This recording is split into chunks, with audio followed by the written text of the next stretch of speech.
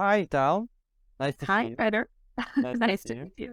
I interesting about how you curious about how you going, how you learning. So this is little interview about this, and you can share your passion, your experience with it with education program. Tell me a little bit about your background and why you choose this program. Okay, sure. So I'm Tal S. Nice to meet everyone. And in terms of background, I arrived to Canada more than 10 years ago from Israel. I finished my PhD in sociology and gerontology, which is aging research, in Tel Aviv University. And I accepted a position here at the University of Toronto for 3 years postdoctoral fellowship.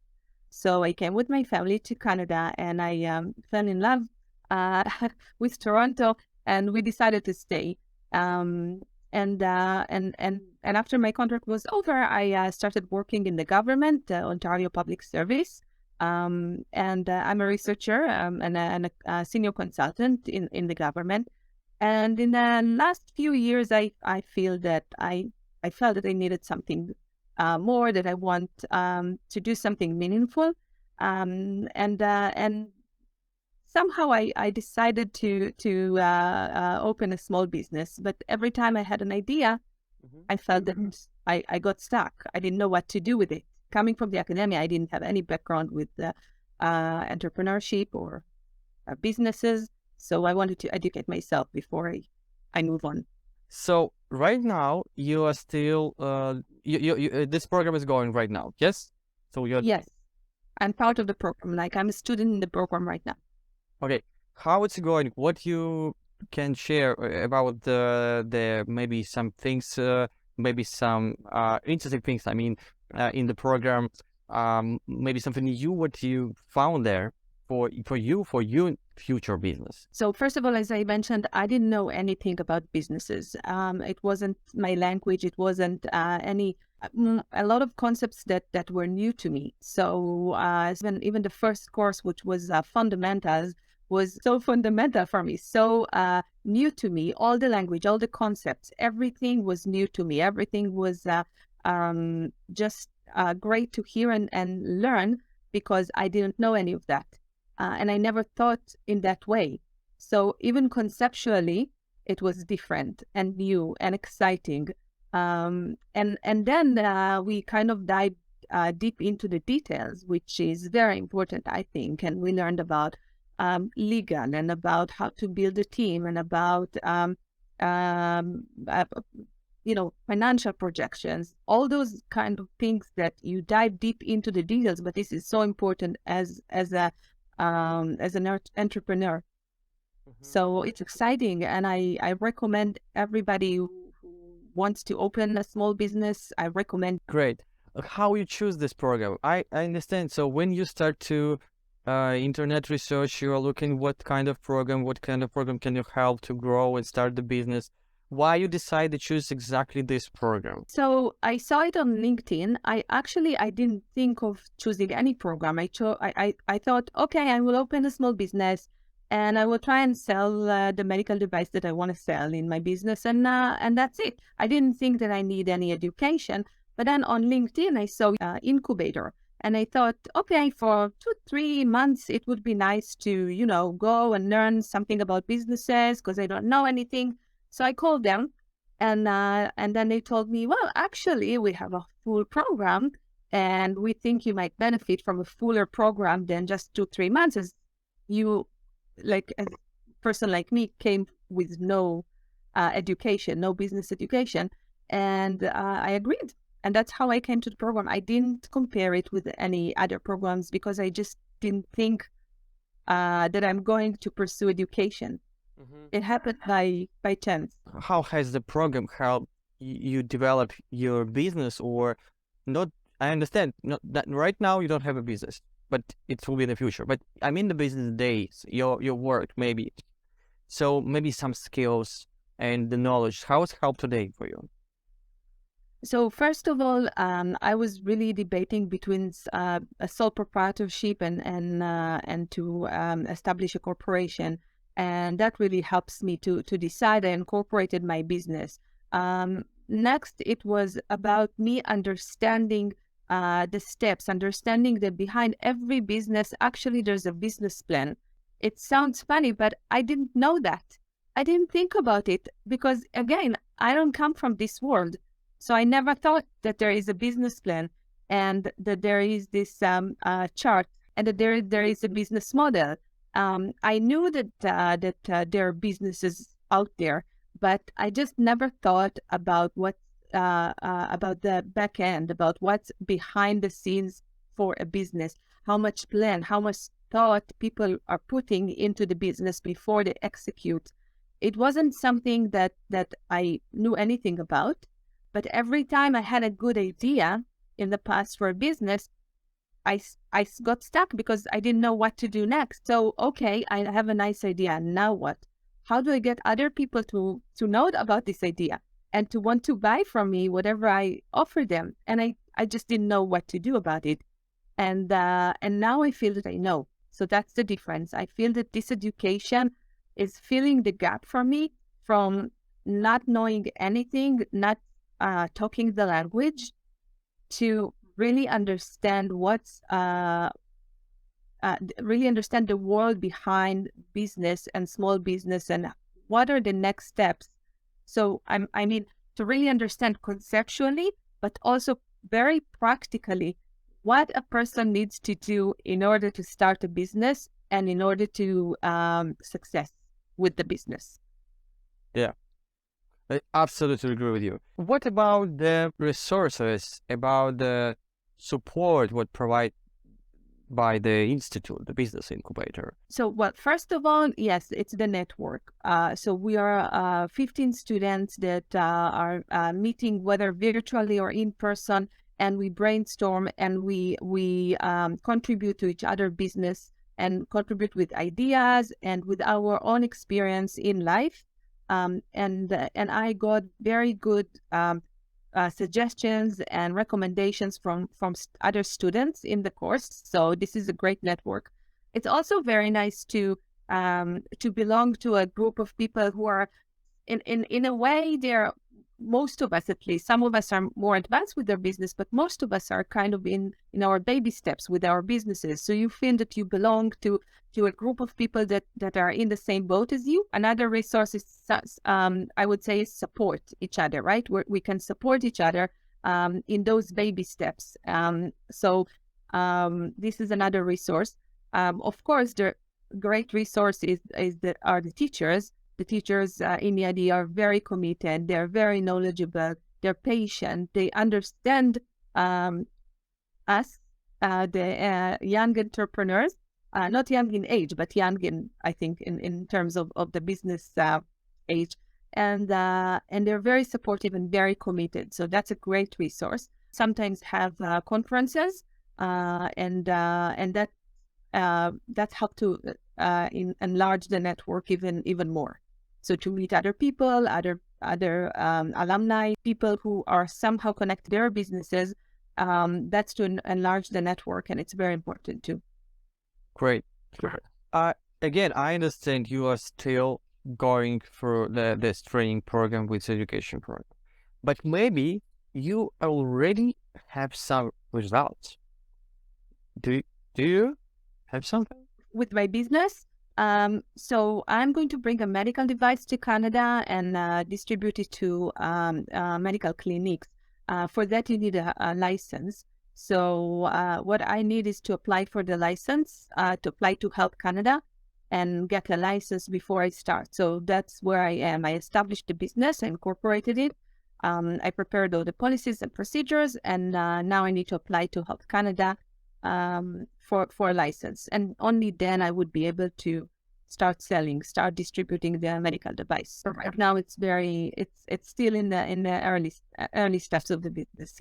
Yeah, early phase of the business. Now I will I want to know about a little bit more about your expectations or ideas about the Canada before you moving here.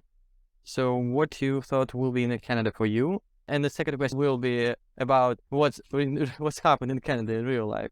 Okay, so I was I finished my PhD and I was looking for career opportunities, and I met a professor from U of T, and she decided to invite me for a postdoctoral fellowship.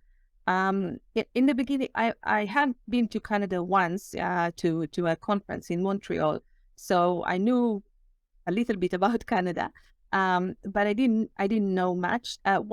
Was my expectation is that it's a North American country, a big country. I was very excited to come here. I also knew that it's very cold and there's lots of snow, and I was wondering how it will be for us coming from the desert. From the Middle East to a very snowy country. So I guess that's where my expectations. I remember that we were very excited to come to Canada. We started when we came only for 1 year. So it was I was invited for 1 year. After that, it was extended to 3 years. And we came with our little daughter. She was 3 at the time. My husband didn't have a work, so we came only on my stipend and in the university. After a few months, he found a work, and we sent our daughter to the daycare. And I started in the university, and I was very happy there. Great people, very nice, very educated. Toronto was amazing. And little by little, we started to settle into our new life until we didn't want to leave. So I don't know if that answers if the expectations went well, but we love Toronto. We love Canada. We travel all the time. We've been to Calgary and the Rockies. We went to Cape Breton and Nova Scotia. We last summer we spent a month in Quebec. We travel all the time. Canada is beautiful, beautiful. We love the fact that there are 4 seasons in Canada, so it's very different. The winter is different than the spring, and the spring is different than the summer. And the fall is beautiful. People are very polite and nice and welcoming. They're very welcoming towards immigrants. There is everything and anything in Toronto in terms of different people from different countries, a lot of different food and a lot of different cultures. And it just feels that you live together, and that everybody wants to make it work, to live together. I mean, so it's very nice experience, and yeah, we are proud to be Canadians.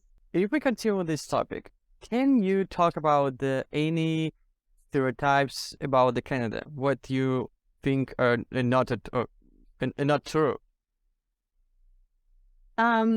So again, coming here, I didn't know any stereotypes, but the only thing that I thought about was the snow, that it's far away from Israel, where I came from. It was far away, and there's a lot of snow, and it's cold in the winter, which is true. It is true. It is far away, and it is cold in the winter.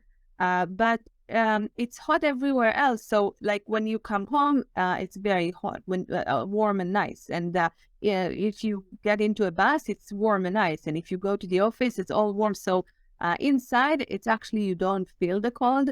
And there is also the thing that Canadians, they embrace winter. So they go tubing and tobogganing, and they ski, and they play hockey, and they skate. And so they make winter a whole, like, kind of a celebration, instead of just suffering from the need to shovel the snow in front of your house. So I find it very nice experience to have the winter. I love to see the snow falling down.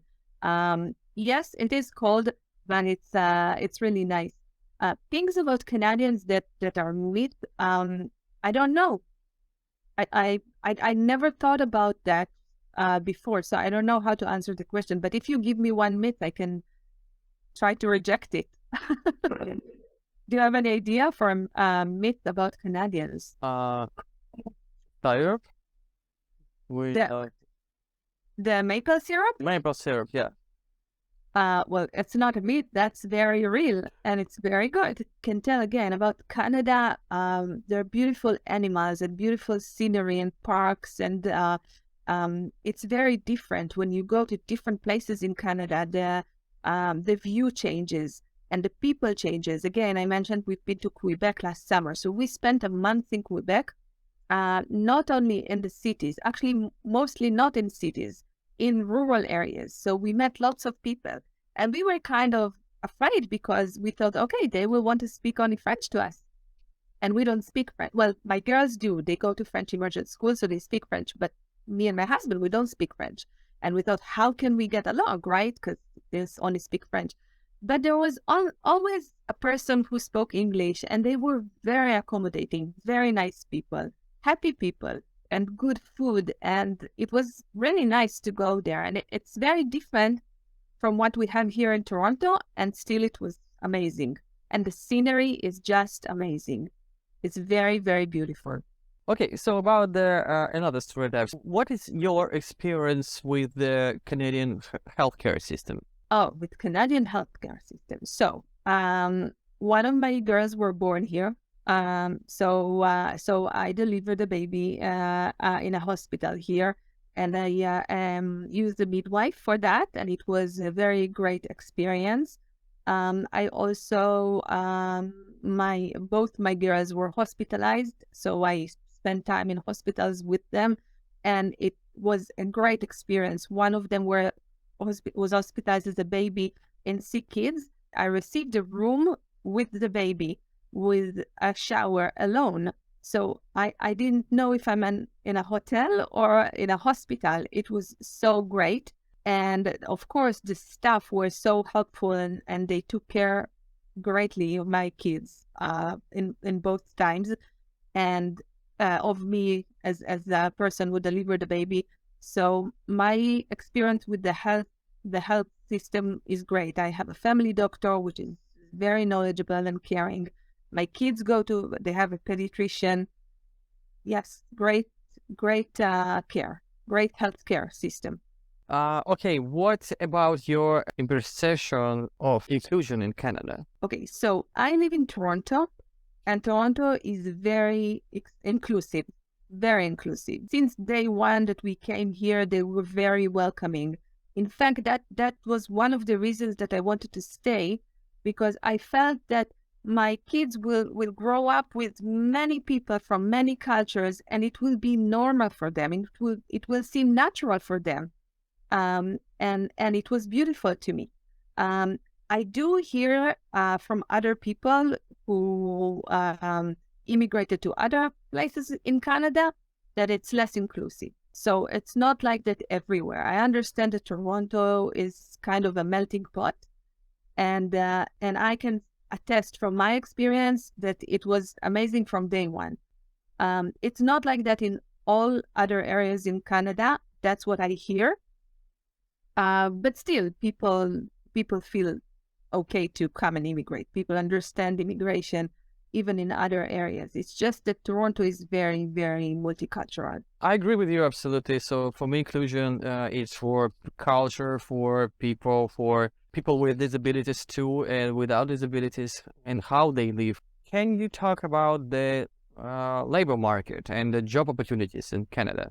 Okay, so as I mentioned, I came here to work at the University of Toronto. I came on a student visa, and my husband has at the time we weren't permanent residents. We came for me as a student. My husband was on a work permit, and at the time he was a video editor, and he found a job pretty quickly on one of the television shows. It wasn't easy in the beginning, but step by step, he was recognized for his good work, and then he started working back to back. At some point, as I said, I finished my contract at the university, and I found a job as a researcher in the government. And my husband went to school for 1 year and learned. He became a data analyst, and after he finished school, after a few weeks, he found a job. So for us, the labor market again was very welcoming, and we have 2 good jobs. We're very happy here. With time, we even bought a house.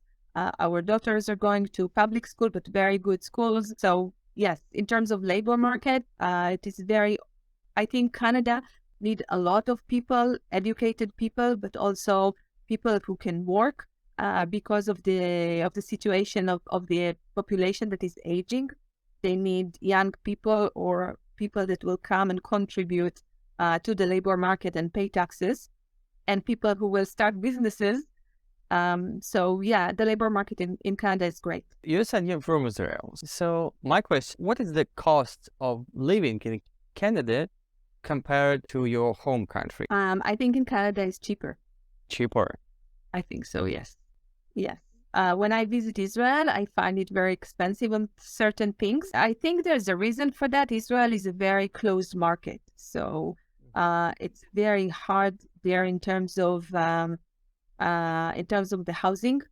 There's not enough housing for everybody, so the prices of housing are very, very expensive. And all the other things that they sell in Israel, they import from other countries. So again, it raises the cost of selling them. So the cost of living in Israel is quite high, and it's I find it higher than in Canada. What is your experience with the Canadian government, the bureaucracy? Some countries it's a huge problem.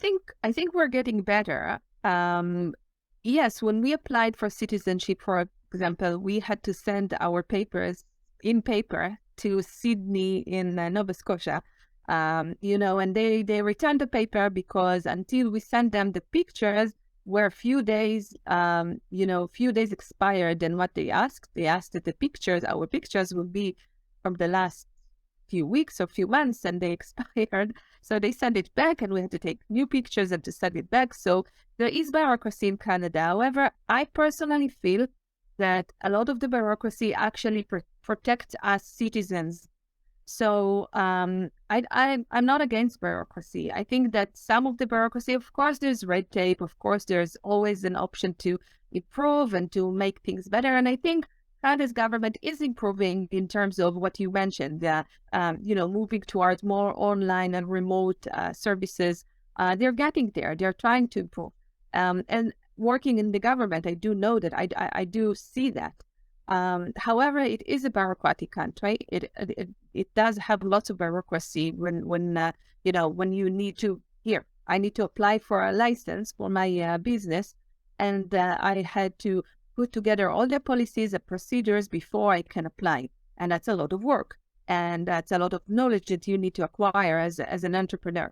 However, as much as maybe it was a burden on me, it is protecting the people that I will sell them the product. So as a citizen, I am happy that that there are those measures in place to protect citizens from people who might mislead them or not treat them as well. So there is two sides to this, but I would definitely say that Canada is still has a big bureaucracy. It's a bureaucratic country. Yes, it is. Last few questions. What kind of advice would you give to who's considered this education program?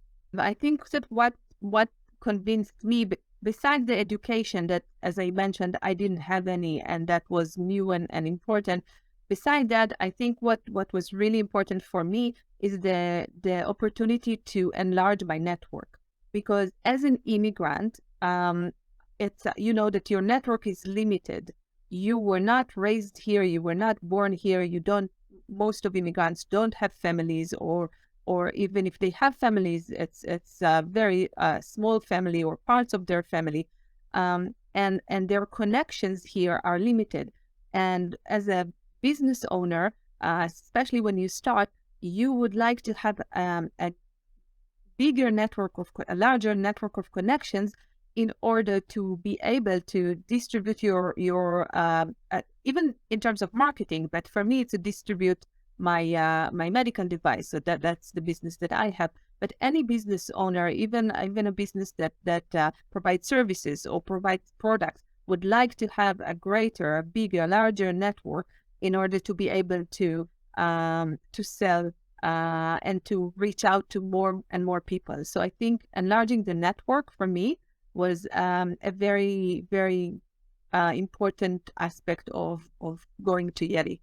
Great, thank you. And my last question. What advice would you give to who's planning to move to Canada? Oh, I support it all the way. I love Canada, and I'm proud that I'm a Canadian and that my family lives in Canada. I love the people here. I love, as I mentioned, the fact that you can get into your car and just drive for days and for weeks, and you will keep driving, and no one will, no one will stop you. You can go wherever you want, and you can travel in what way you want. And there is plenty of forests and lakes and mountains and nice people and great food, and it's a great country. It is a great country. So come to Canada.